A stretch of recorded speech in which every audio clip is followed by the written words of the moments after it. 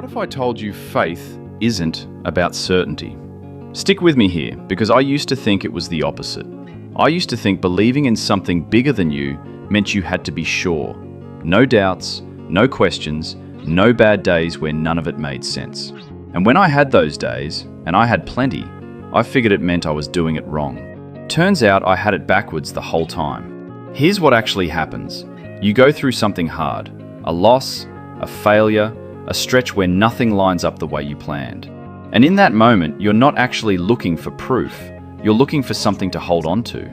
That's not weakness, that's just being human. So let's talk about what belief in something bigger than you actually does, because it's not what you've been told. First, it's not about having all the answers. It's about being okay not having them yet.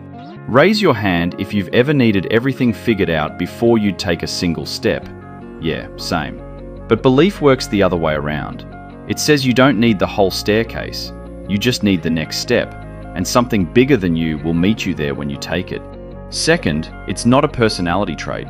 You don't wake up one day spiritual the way you wake up tall, or left-handed, or a morning person. It's a practice. You build it in small repeated moments, not one big lightning bolt conversion. A quiet minute before you get out of bed. A short thank you muttered under your breath after a close call. A pause before you react to something that would have ruined your whole day a year ago. That's it. That's the whole practice. Nobody tells you it's this small and this ordinary. And third, this is the part nobody tells you. Doubt isn't the enemy of belief. It's usually a sign belief is actually doing something. Think about it. You don't doubt things you don't care about. Nobody agonizes over whether their grocery list means anything. You only wrestle with the big questions because some part of you is already leaning toward yes. So the next time doubt shows up, don't panic. Don't treat it like proof you failed. Treat it like proof you're paying attention. Maybe you're reading this and you're not even sure what you believe in yet. That's fine too. You don't need a label ready to go. You don't need to have picked a side. What you're looking for might just be something worth trusting when you can't see the whole picture. And that search counts as the practice, even before you've landed anywhere. Here's the good news. You don't need to have this all sorted out to start living like it's true. You don't need a perfect track record. You don't need to feel a certain way every single morning to count. Most days, faith doesn't feel like fireworks. Most days it feels like quietly deciding to keep going anyway. So what does that actually look like day to day? 3 things, and they're smaller than you'd expect. It looks like gratitude before you even know how the day's going to go. Not because everything's fine, sometimes it really isn't, but because naming one good thing first rewires how you walk into the rest of it. It looks like humility instead of control. You can plan your whole week down to the hour and still get blindsided by Tuesday. Believing in something bigger than you means you stop white-knuckling every outcome, do your part, and let go of the part that was never yours to hold in the first place. And it looks like showing up for other people, even on your worst days. That's the part almost nobody talks about.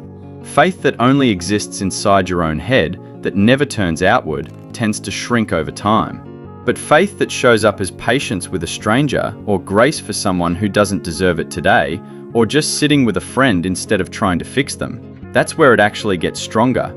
You give it away, and somehow you end up with more of it than you started with. Here's the thing about hard seasons specifically. They don't cancel out belief.